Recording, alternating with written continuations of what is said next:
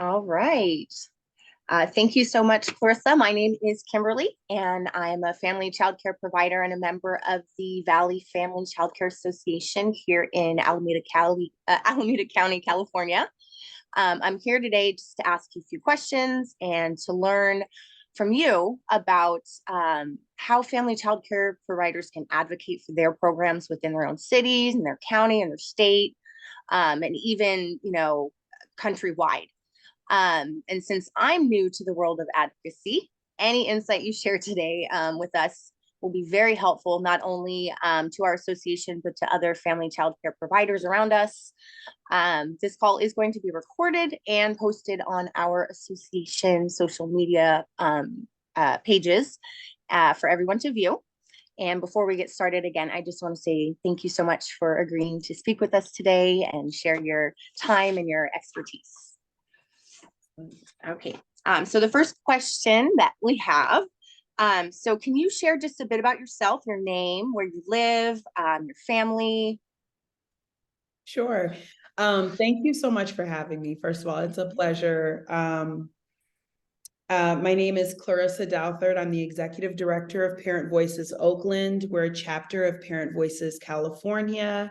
And we are a grassroots parent-run, parent-led organization that advocates for affordable quality childcare and other family-friendly programs. And we have a more expansive mission statement as our organizations have grown and conditions in our communities have evolved. I also want to say that our base, which, we engage in advocacy and grassroots organizing, and our base includes providers. Providers are parents, right? That's Parents are providers. We are really all one community. And I am so proud to say that I'm part of a county and doing this work in a county and really through a state that has a rich history of solidarity between parents and providers. Yeah, definitely. Yeah, so that's the organization and my name. And I started this work being so much of my story involves family childcare providers. Happy to go more into that, but so much of like how and why I'm here today is actually because of family childcare providers. How my son is, healthy and well. And also the things that I've done in my career, I absolutely owe to and stand on the shoulders of family childcare providers in particular. All providers and caregivers, care workers, early educators, everybody. But, there's a special place in my heart. There will always be a special place in my heart for family childcare providers. Oh, that's wonderful to hear. So you mentioned you do have a son? I do. So he is 16 years old. I have one child. His name's Xavier Cusick. He was born in 2007 during the Great Recession, when a lot of families were struggling. And he's now a sophomore at Skyline High School in Oakland, California. And, I have feelings about the fact that he's 16, right? Like I think like, people see him now, he's been doing this work with me. He's been with me on this journey. And so it's really, listen, these babies, as you all know, these babies grow very fast. They sure do. Out of nowhere. One day they're just 6 feet tall. You know what I mean? So. Wow. Well, hey, my father graduated from Skyline, so that's pretty cool. Yeah. All right. A lot of people came from a Skyline, Tom Hanks. Let's see. A lot of people. A lot of big names. Yeah. Let's see. So our next question is more just a general, what does advocacy mean to you? Let's see. Advocacy, there is the literal meaning of the word in terms of being an advocate, a representative, someone who either advocates with or behalf of for an issue, right? Someone who is, or a group of people who are either developing policy, raising awareness, or educating or engaging in the development of an issue or solution to a set of problems. But really, advocacy has been, for me, a way to develop my leadership and find my voice. And I don't know why I'm getting emotional right now. This is very interesting. I've had a long day, but it's been this, advocacy for me has meant understanding the world in a different way and understanding the possibilities for my future, for the future of others. It's meant playing a role in shaping the world around me and shaping conditions for the better. It's also been a tool and a strategy for justice, right? There's many tools, and advocacy is really one of those for me. Okay, awesome. Let's see. So how long have you been involved in advocacy? And not necessarily just parent voices, but maybe, kind of at any level. Let me tell you something. Look, I feel like we come into this world as advocates, okay? The first thing we do is address unmet needs when we enter this life. That's the first thing that we communicate, is a need that needs to be met. Yes.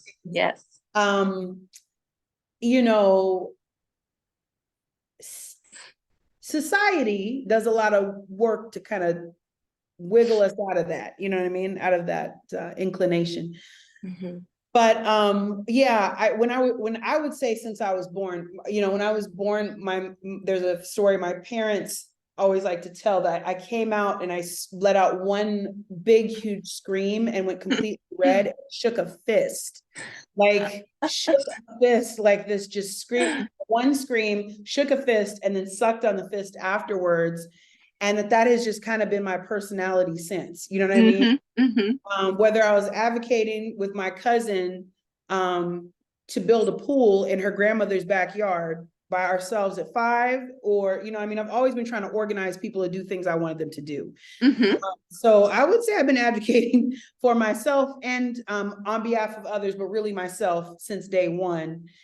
I kind of came into the world of activism when I was, I've always been sensitive to injustices. My grandparents, without going into the whole thing, I'm gonna tell you my whole life story, but starting from birth, my grandparents were in the military and played a big role in raising me. This is another place where family childcare providers and FFN, informal or family friend and neighbor providers, are very near and dear to my heart. My grandparents provided care for me and my siblings when my mother was either working, going to school, or was ill, had a disability.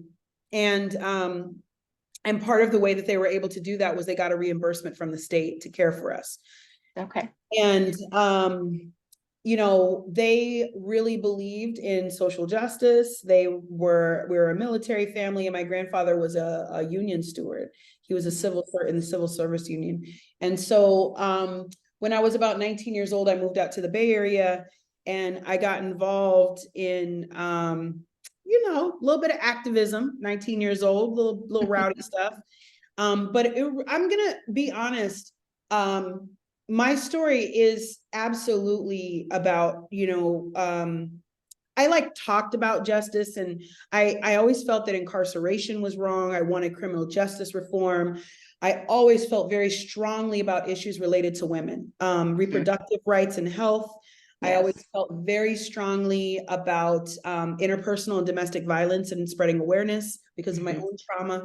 But I got real politicized and really angry and really in tune with, I'm just gonna say angry, when I had a child. I mean, my son, ironically, after running around at all these different protests and things that I did as a young person, when I got pregnant with my son and was suddenly completely destabilized just by getting pregnant, economically, Yeah. socially, in all of these ways. And there was no support for me as a parent. And I could not believe, I was like, there's nothing for families. And so the fact that my son would be impacted by the world in such a negative way, and he hadn't even been born yet, made me get very angry and led to me being active politically. Yeah. Yeah. I mean, that's a very personal reason. Yeah. And honestly, like, you have changed how I view advocacy, because really just from the start, that just is a totally different way of thinking about it. And so, yeah, definitely gonna let that sink in. I mean, when you have mouths to feed, right? When you have a baby, you have children, there is a vulnerability. And I think this is for any group or any population that is going to engage in advocacy. It starts with not just an injustice, but a vulnerability. Where there shouldn't be one, where there should a vulnerability. Well, no, it's not that there shouldn't be vulnerability, excuse me, a vulnerability, and there should be support in a society that really cares for its people, correct? So I did not like the feeling of being vulnerable in that way. Yeah. Yeah. I did not like, that did not work for me. And to know that there were people who were making decisions about my life that had impacted me in that way, right? And I played a role. Nobody talked to me. I just wanted to get a job and take care of my child. And the way systems were set up, it made that almost impossible. And started to learn more and more layers around that. And but feeling that fear and that vulnerability, whether it's, oh, how do I take care of this child? Or, oh, how do I keep my lights on and my doors open and my family fed? Yeah. That feeling is, if you've never felt it, you wouldn't know maybe exactly what that's like. But when you felt that kind of fear, as if you could just slip through the earth at any moment, and it was somebody else's decision, there's I think that's how many of us get into advocacy, and nobody wants to feel powerless and helpless. And I certainly did not.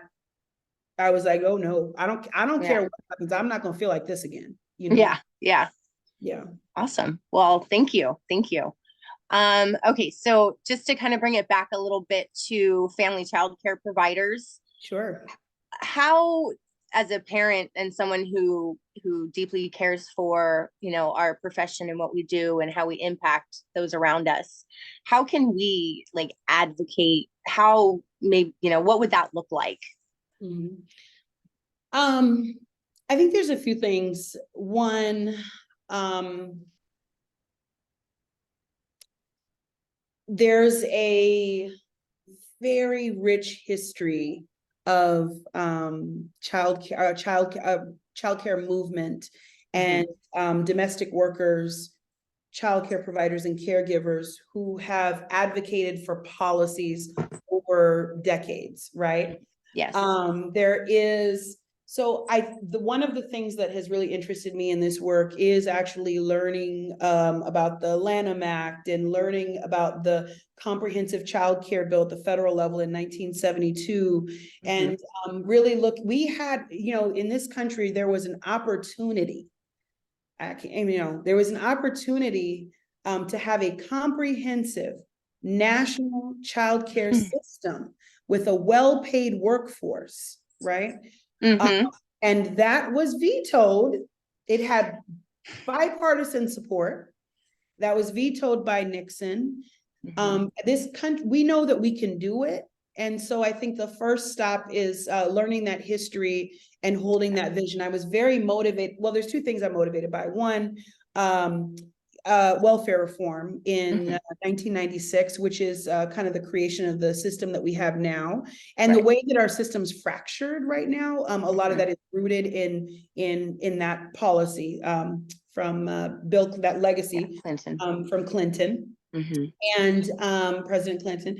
And so the first thing that I did is really learn about that history and also learn about the National Welfare Rights Organization, again, National Domestic Workers, and some of the movements that have shaped the conversation, even the Civil Rights Movement, which gave birth to Head Start as we know it. A lot of those things have created what we know as the regulations, and I think there are two really important pieces that I found in advocacy. And I don't want to be preachy about this, okay? I mean, we're just having a dialogue. Let's just have a conversation, all right? We're learning. Just, listen, we're it's back and forth. We're having a conversation right now. One of the things has really been to be inspired by those that went before me and see examples of that kind of advocacy and doing that education politically. And the other one really has been to talk to other people that were going through what I'm going through. And that has really given birth to the work here, the current and before work, Parent Voices Oakland, and also developed me as a leader. So I think the first thing that it seems like y'all are doing and have done, but I just think it's important, is to find community and to know that we aren't alone. One of the things that systems does is isolate us. Yeah.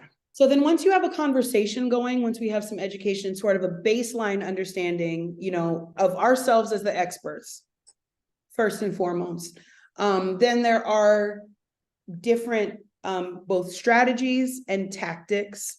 I can go into both a little bit, but activities that we engage in to educate, mobilize other people as a collective voice, which has an impact. To tell our stories, that's one tool, one of many tools, and to really move the people who have power to help us, work with us to create policies. I think us waiting for someone to change it, or us just telling people they need to change it, that's an important step and part of the process. But I think the most important thing that we like to talk about, one important thing that we like to talk about at Parent Voices is building power. The way that and building people power, the way that we work together, again, develop identify one thing at a time, one key thing at a time that we collectively want to work on, and sharing stories with each other. I mean, I think a lot of people tell their stories externally. Sharing stories internally with each other to crystallize what is exactly a policy, a process, whether that's administrative, all the way up to a system that we want to change. And then you develop a set of activities or tactics that lead to an overall strategy. So an example of a strategy could be, we want to have, we want to increase the attendance in our childcare, right? We want to increase the number we want to be able to have access to families, easier access to families, to let them know about our programs who might be interested.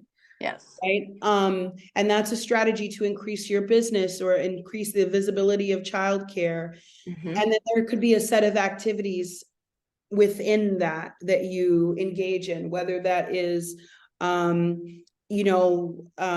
researching methods of technology that actually systems should be providing, and then presenting those. So I think, but before all of that, I mean, there's activities that people engage in, but the core thing for me, and what I really hope people feel that they walk away with, because it's been so transformative for me. Everything I am, everything, all the work that I do, it started with me building community with other parents and being told that my voice mattered, and being told that I was smart. So I didn't think I was intelligent, because how could I be intelligent if I was a poor Black woman and I'd ended up in this situation? How could I possibly be smart? Until other people who'd been through what I've been through and suffer in the way that I suffered said, actually, we're really brilliant, and let's do this together. Let's fight together. And then listen, the details of the fight, honey, they work themselves out. You got to build community first, though. Mm-hmm. Yeah. I mean, they say it takes a village, and that's not a It lie. does. It does. And it's work to build, listen, it's work to build a village. That's the thing. Because we're building a village while we have lives, while we have Right. kids, while we have bills, while we have sick parents, while we've got, while we've got a boot on our neck. We are building a village. While we have people telling us what we can and cannot do, can and cannot say. We have people who manage and administer contracts, which is fine, but the state is determining things that we know the reality of. Right. Right. Yeah. Okay. All right. Well, let me see. Okay. So our next question. So it sounds like, so you were in Alameda County area. So can you actually, I guess we've talked a little bit about this, but just sharing kind of what inspired you to become an advocate in our area. I know you said your son goes to Skyline, so yeah, Alameda County is definitely close to your heart, I'm sure.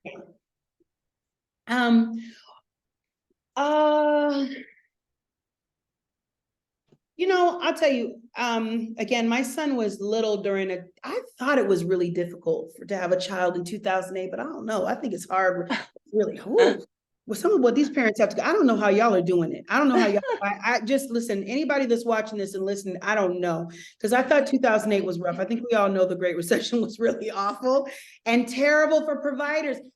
When my son was little, this was before the state, if you got subsidies, this was before the state made a law where they couldn't pay legislators, right? Until they passed that budget. Honey, they would delay that budget. And so my childcare providers, my son had multiple, and I can get into that if you'd like. But I remember childcare providers, I mean, he went struggling and putting their houses, second mortgages on their houses. I remember, we were writing letters when we were dropping our babies off, and the provider, the owner of the businesses, he was in a large family childcare at one point, and she said, look, they fought to keep us in childcare.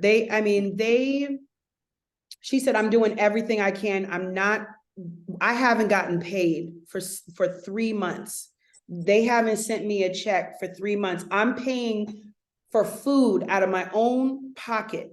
It was really a crisis. And I think at one point it was up to 6 months. And this went on for a few years. I think, though, some people will remember this. It was terrible. And so that was one of the things, watching multiple providers go through that was really, really hard. And all of us kind of were like, what can we do, and figuring out a way. So in those moments of crisis, remembering, again, we're all kind of going through it, and those are incredible opportunities to advocate. And then, so it was seeing my son's first family childcare provider stress out about being able to keep her staff. I remember her talking to me about that multiple times. And, I got to say, I just walked up to her and asked her if she'd take my child, everybody. And when, she helped me get a subsidy. She's the person that told me to go to social. I did not know where to go to get childcare. And she is the one that told me, go to this worker at social services at this time, go to WIC. I didn't even know to go to WIC. She helped me get on WIC. She helped me get on Medi-Cal because I didn't even have Medi-Cal at that point. They kept cutting me off. This is like a mother, godmother, angel to me. I knew nothing. And she saved me and my son's life. To be honest. So, and that is the straight up truth. Because I came to her, somebody told me about her, and I came to her, and she told me at that time he was 4 months old, and she said it would be $950 a month. And I started crying. Yeah. I started sobbing right there. And she said, well, don't you have bananas or, and I was like, what? And she goes, oh, she goes, well, are you working? And I was trying to get a job. So I hadn't started work yet. She goes, go get on CalWorks. And I was trying to go Okay. get to school. So she helped me with all of that. Okay, I'm rambling, but I just want to illustrate, like, please keep fighting. Please keep fighting, right? Why we're here. Mm-hmm. Here's the thing, like, again, this lady saved our life, and I don't know where we would be. I definitely wouldn't be doing this work without her. And she was very resourceful in trying to keep her center open and, figure out how to make things stretch and and take really good care of our babies. And so that was a really big inspiration for me. But I also have to say, so she told me what to do when I got the subsidy. Keeping the subsidy was a different story. Similar to all of the administrative burden that the state unfairly puts on family childcare providers, which is absolutely this place of solidarity between parents and providers, because all of that pressure they put on y'all for paperwork and administration and right, when we have to be in lines. We had to recertify. Now that things have changed because of advocacy. Now we have 24-month recertification. We no longer have family fees. That's advocacy. That was right. People said, look, here's a problem, and we're going to, take a set of activities to change it. But at the time, I was in line after line after line after line. And, people would lose my paperwork. I'd have a different worker every week. I would, there would be miscommunication between me and the provider, even though not bad, they were on my side, but, it was just always a job trying to keep childcare. And it was extra burden and challenge on the family childcare provider to be able to support us with our subsidy. Right. That's a huge inspiration. That was our early experiences and a huge inspiration. Okay. Okay. So I know that you have talked about how you've been an advocate since birth. But were you, scared or nervous at all to really like go over that hurdle into, really getting out there and speaking to the public or speaking to different groups and things like that? Yes. Yes. But I did it anyway. Yeah. Because what choice did I have? I started going to meetings first. Okay. Somebody approached me in Bananas, and I'm going to keep this short so we get through the 12 questions. But somebody approached me in Bananas, and an organizer, and said, hey, do you think the childcare system could be improved? Is this working for you? I was like, is water wet? Right. Could it be improved?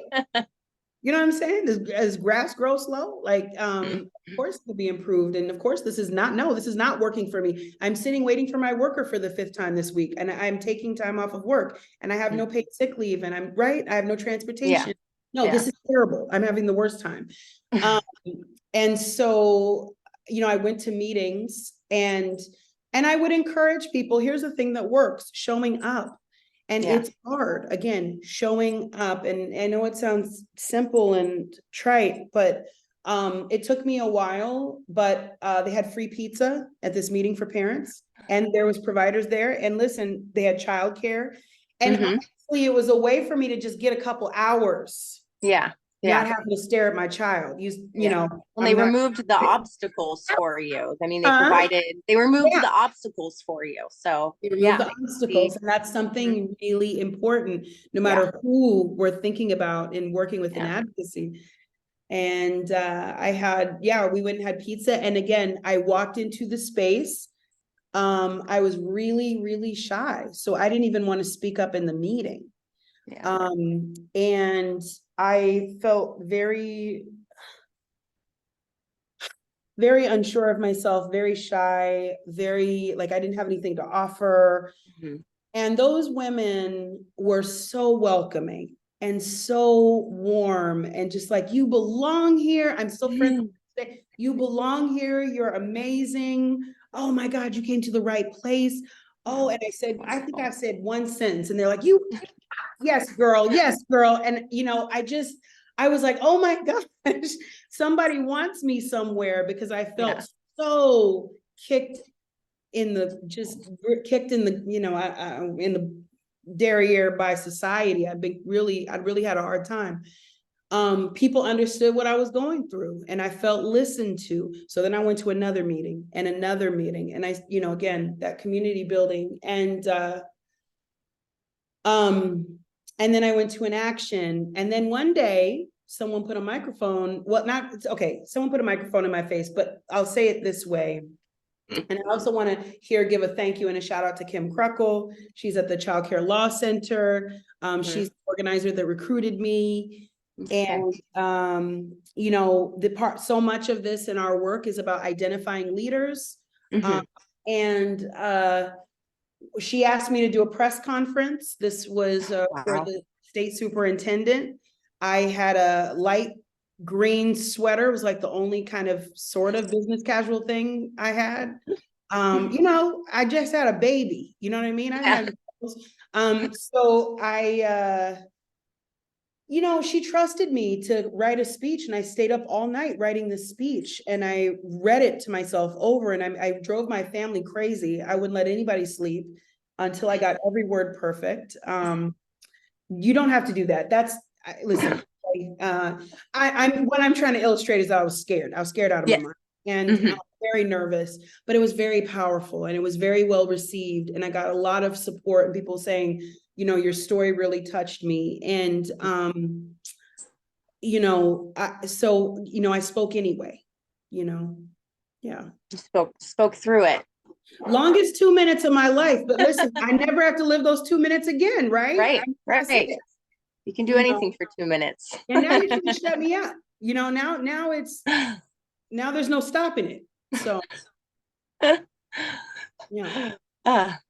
Well, okay. So I know that we have talked about, a lot of the challenges that you've gone through in your life and that you've overcome. What were some of those challenges in relation to your advocacy path and moving forward with that? Oh, that's a great question. So, the first one, myself, right? Again, that original baby that was like, along the way, you pick up stuff that tells you the world tries to reflect low worth to us. And so unpacking some of that and healing some of that, and something that I want to talk about more in a lot of spaces. But I was running on anger, like just straight up anger. And so when my voice would shake, or when, I just felt the nervousness die down when I just was able to tap into how angry I was at the situation. That emotion. So I used that a lot, but I actually, again, I want people to understand I am very shy. And very very introverted, and actually don't like speaking publicly. And I can seem extroverted because I get animated about certain things, but I'm a big old dork who likes to read books and be in bed. But I ran across people who really were convinced, a few things, really were convinced that the childcare system should look a particular way, or that they said parent choice, but they didn't really mean that, because the funding wasn't all across the system so that we could have true parent choice. Really, parents had equal choices everywhere, opportunities everywhere for them. And I really was very sensitive to being spoken to as if I knew what I was experiencing. We know that expertise and those experiences are actually the key to unlocking solutions. And so some of the barriers were people not listening, people, having an idea of what childcare should look like. I would say, assumptions about my race, gender, and class, right? I'm low income, single mother. I do not have a college degree. I have not completed I've been to college. I haven't completed my college education. And, you know, I'm sitting in the room with a lot of people who have PhDs and who have, you know, a lot of information about assessments and a lot of ideas about child development. And there was a lot of work that I had to steel my spine to really be grounded in my truth and grounded in the fact that I know what my experience was. And that experience was that these systems were not working for me. They weren't. So all those experts in the room had not delivered a system that that demonstrated racial justice, that demonstrated real support for people doing the labor of caregiving and care work, right? And I felt very disrespected in certain spaces, you know, and I felt disrespected in certain spaces, like when we've been to hearings and people would talk down to it, legislators would talk down to us about our choices for childcare.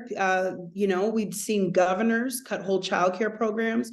But I definitely think that, I experienced many assumptions about my capacity and my skills based on my experience. Okay. So you really kind of had to maybe push through that imposter syndrome and really just have a belief in yourself and that your experiences were valuable, I think. Yes. And I'll tell people in a minute, I'm quick to tell somebody where they can go. You know what I mean? I'm quick to tell somebody that, you know, this is you have not lived this life. And I'm one person, but actually there's many of us, right? Who are giving you this feedback. Because the other thing is, as an advocate, there's the lone activist type who's like, you know, kind of fighting the good fight. And those are really important people.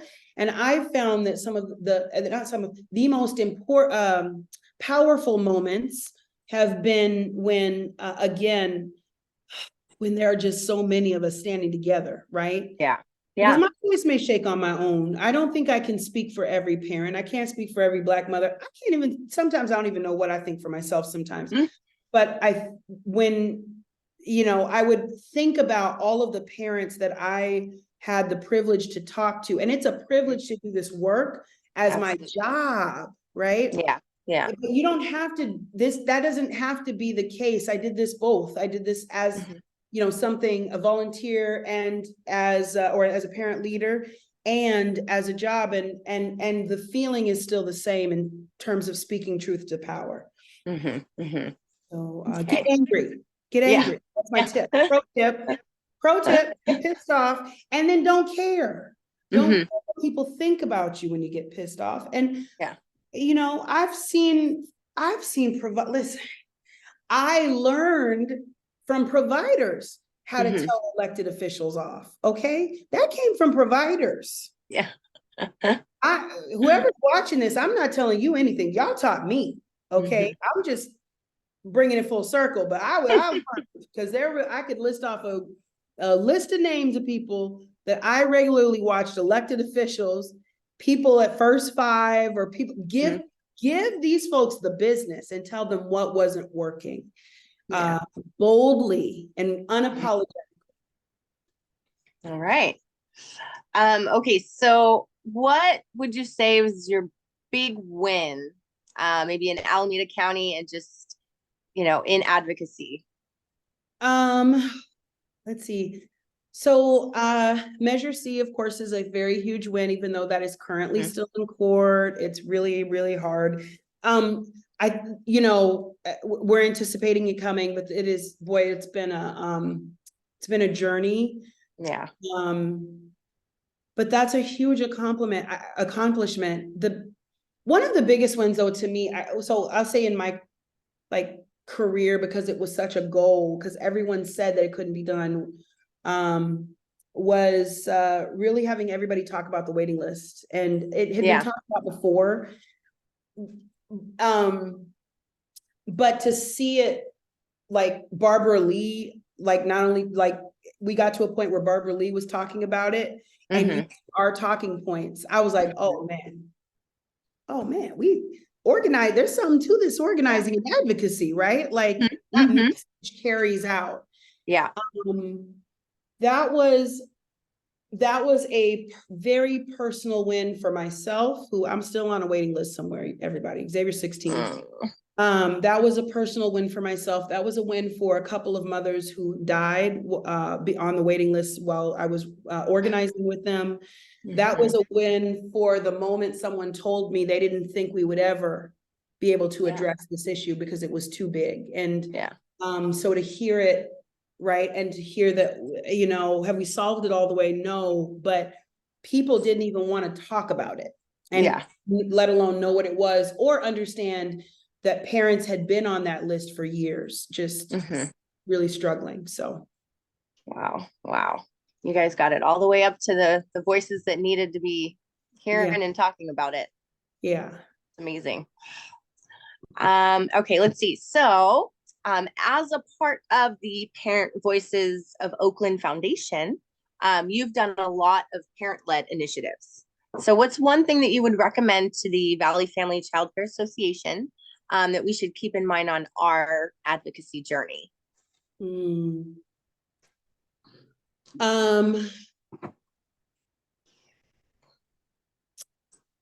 One thing.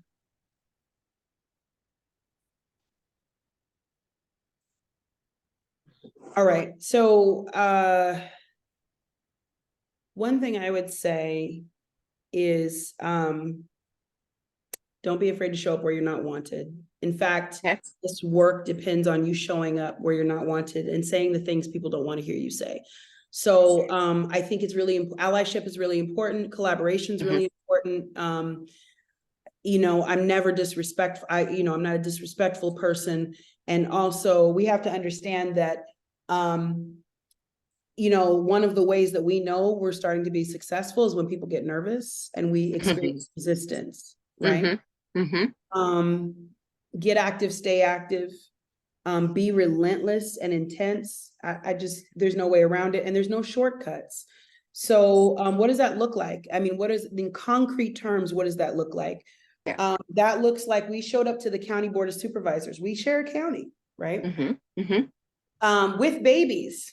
And at meetings that we weren't on the agenda, there was no agenda item because they didn't have agenda items for childcare, right, at these hearings. There's a lot of committees, a lot of councils, a lot of meetings, and it's hard to be places, but we have to be creative and find ways to be there because they don't expect us to be there. And so we would be in places people didn't expect us to be. And I also would just figure out a way, and there's ways that you can coordinate with each other and rotate it. Maybe Shruti can't do it all, y'all. Let me tell you something first. No, we gotta work together. Can't do it all. What one person does, another person goes another day, but you have somebody somewhere saying the same message over and over. You repeat the same message over and over.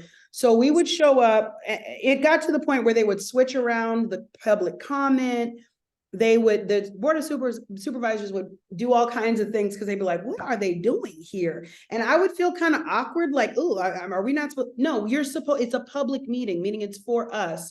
And so we would just keep coming back to these meetings, and we would get on public comment and talk about our experiences. We would have mothers nursing in the, in the hearings. We would have babies playing on the floor, and we weren't going to leave. And then, I would go to the local planning council. So for folks who know what the local planning council is, so we got a regular standing agenda item, and I want to shout out Angie Gerling and Ellen Dektar and the team that had been at the local planning council, because you guys, listen, I will get on that microphone every month or every other month at the I was on the steering committee for 2 cycles. And you could expect what I was going to say, because I would get up there and I would say, hi, my name is Clarissa Doutherd with Parent Voices Oakland. I'm here to talk about the waiting list. I mean, I think I must have done that 60, 70 times. Okay. I mean, it's to a point now where there's certain public meetings where I'll ask about people's waiting list. There's a Head Start committee in Oakland. And I called in and I said, well, how is everybody's waiting list? People started laughing because they heard me say it so many times, not laughing at me, but it was just like, Yeah. they were like, I already knew. Say that. And so any platform I could utilize, I would utilize, leave no stone unturned. I would go to school board meetings. Hi, my name is Clarissa Doutherd. I'm here to talk about the waiting list. You don't know what that is? I don't care. There are families that need care right now, and practice what it is, what you want to say. I would always speak from written, actually not for, I do speak from the heart now, and not even from the heart. I speak, I do preparation, but I don't like read the way I used to. I had to write it down because I was so nervous. But again, the practice of saying it over and over in every place, even if it feels funny. Yeah. Building that muscle memory. That, and people have to hear it. And the more times people hear it, there's just no way around it. The more times people hear it, the more creatively you come up with ways to position different people in positions to say the same thing. You start to build some momentum, and people are like, well, what is this thing that keeps popping up? You'll find that people know reimbursement rates need to be increased. People know that. People know, ECE people know, but maybe not everybody knows. And again, the thing with family fees, I remember being like, family fees. I mean, I still have a family fee bill. I'm ashamed to say it now. I was for a long time. That's embarrassing. But I couldn't pay that family fee. And it seemed like a small thing to so many people, but it has a huge impact on people's lives. So for the last 4 years, Parent Voices California was like, look, we are going to relentlessly, in all these coalitions, in all of these meetings with legislators, talk about family fees. I don't care if we have to reach out to the legislators' grown daughter who just had a child, right? True story. I was talking about childcare to Miley's son, Chris Miley, in a meeting unrelated to anything, but he just had a baby. I mean, repetition is everything. Intensity is everything. And then if the more people are coordinating and collaborating, then you don't have to wear yourself out. Did I wear myself out? Yes, I did. Absolutely. Whole documentary about it.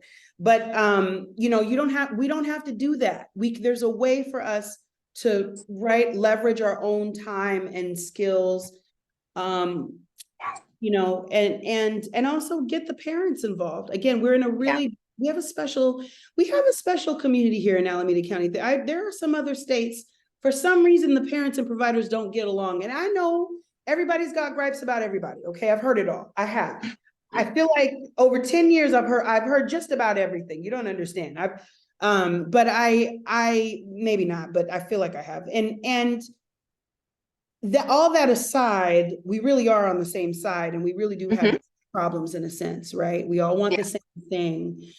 So don't be afraid to figure out how parents and providers can partner together, because we're so close.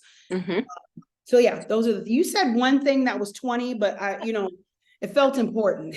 It's very important. I wanted to come through. So yeah.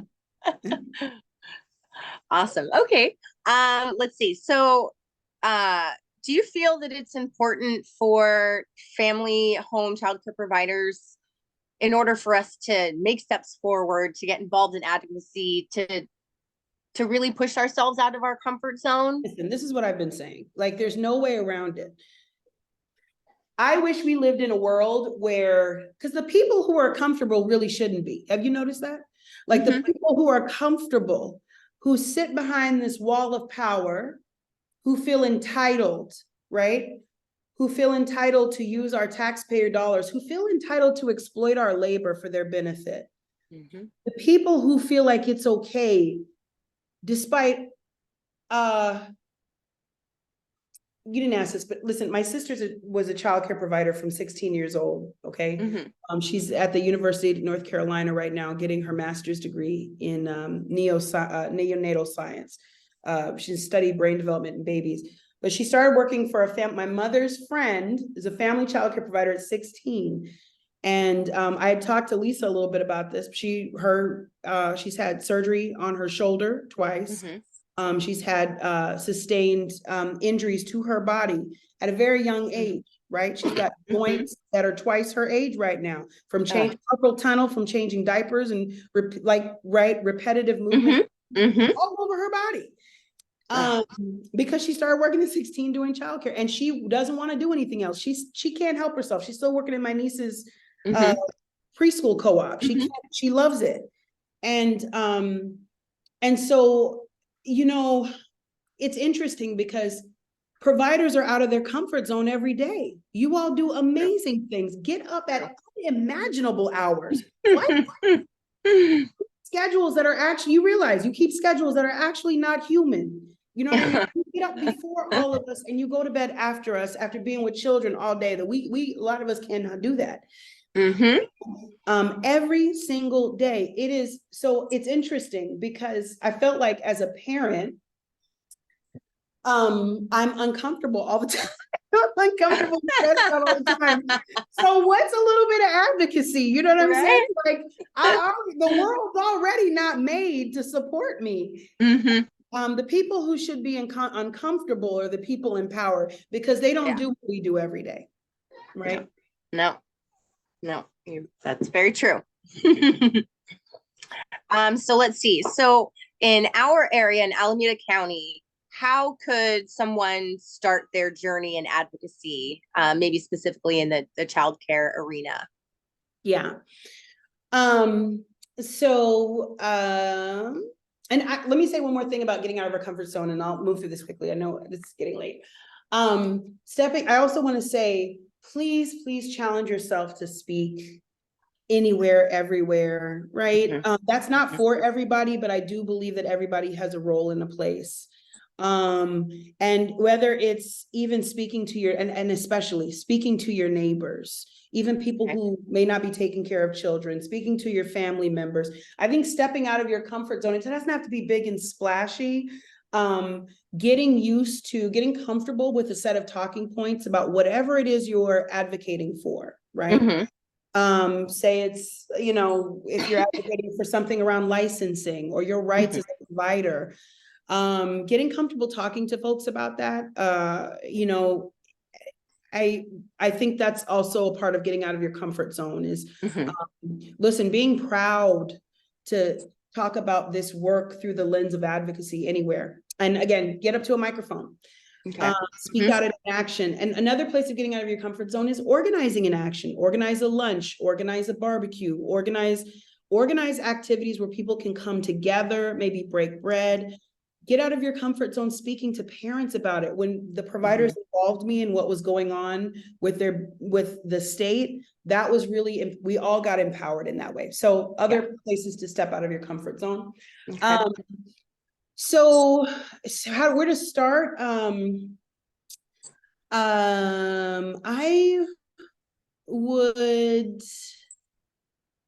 would one start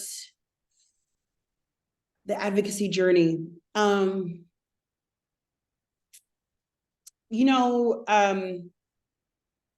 you have listen, it doesn't have to be perfect. Once you have a clear idea of what you want to advocate around, right? Once you've identified an issue. And side note, it's important you get a group of people together, okay? And I'm speaking specifically around Valley Family Childcare Association. You all are a group. You all are a group of people of committed, amazing, incredible childcare providers. And I think being clear about what your values are, being clear about what you can ask and what your values are. For us, when we have an ask and a bottom line, we want to make sure for us reaching consensus and making sure that we're being inclusive of everyone's voice and when we are setting a goal or starting a campaign. And so one way to start articulating your purpose and a set of, identifying a set of goals. Also, not being afraid to schedule meetings with the staffers of elected officials. Okay.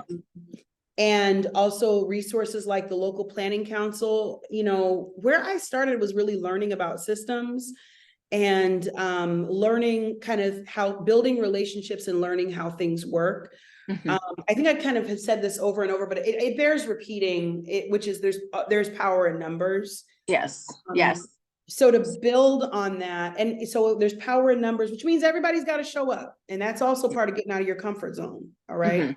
And then once everybody shows up, we can sit and we can talk about our experiences, and that's important. I think moving into action is really critical, right? Okay. So we're going to set up a series of meetings, regular meetings Mhm. with our Board of Supervisors representative. You're probably District 1, right, Hubert? So we're going to set up a series of meetings, and we are going to have, we're going to hold a luncheon. Those are some of the things that help you start to engage. And I would say exploratory or sometimes they call them research meetings, to just learn, how does this work? And then, and set up meetings around, so the elected official, okay, that's one person and they do have some power. There's also people and systems that play a very big role in this work. So social services, we're talking about government, social services, how do the childcare contracts work, right? What are the agreements between the resource and referral agencies and social services, and how does that work exactly? What's the role of city elected officials versus county? Is there any state money or funding that's coming down? And then you don't have to have all of the answers, but a lot of questions is really helpful and where I would start. Yeah, when I was looking at, again, someone just put down 4,000 names of people on a waiting list on my desk. And my question was, why? How did this happen? How did this happen? How did we get 4,000? And then that led me down a whole Alice in Wonderland trip, that involving CalWORK stage 1, involving general childcare funding, and involving foster care bridge money, involving regulations. I don't want to overwhelm anybody, but just being curious and having curiosity. So convening, power in numbers, setting up exploratory meetings with the county administrator's office, the CAO, Susan Marinishi. She's responsible for the county budgets, setting up meetings with your state delegation. If you haven't already, you all might have done this. And then setting up opportunities to speak. And then from there, and then getting curious. And the reason why I say, what comes out of getting curious, the policy or the campaign or the thing that will kind of grow out of that. Okay. Yeah, I mean, you had mentioned back at the beginning, just learning the history. And I think, that really ties back into it, learning the history so that you can really understand where to go from here. That's right. What's been done? What have people tried? One of the things that we're interested in is quality counts. What's the QRS, the quality rating system? Does that improve things for parents and providers? What does that mean? We have opinions about that. I won't get into them right now, but we have opinions about it. And so if we're going to change it, we want to learn about it with a group of folks. Yeah. Okay.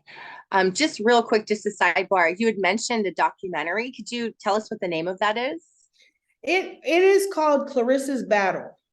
Okay. I battle every day, but we all do. I hope people can relate to that title. Okay. I didn't agree with that title, but anyway, yes, that's a documentary that follows me. I mean, it was like 8 years, 8 years or something. Wow. Yeah, it was over a period. You get to see my son grow. I'll do a quick plug around that. It will be playing at the Oakland International Film Festival on September 21st. Okay. I believe at 5 p.m. So this may be dated, later, but just Awesome. Thank you. I'll be Thank you there. very much. Yeah. I'll be there. Yeah. Okay. Awesome. Well, I think we have one more question. So what would be one key piece of advice that you would give someone who's just started their journey to, their advocacy journey and just really getting out there and making their voice heard? Well, of course, never give up. I mean, it's true. Never give up. And really, really, I think it's important to find mentors. Buddy up.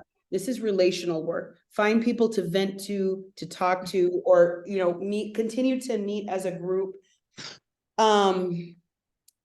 Listen, do not let anybody tell you what you can't do. And again, I think there's a lot of like, oh, well, we tried this before and it didn't work. You asked about barriers and, some of the challenges earlier. Again, I felt really insecure about not having all the research, not having all the big fancy words, not having all the big answers. Now, look, I can talk that talk now after 10 years if I have to.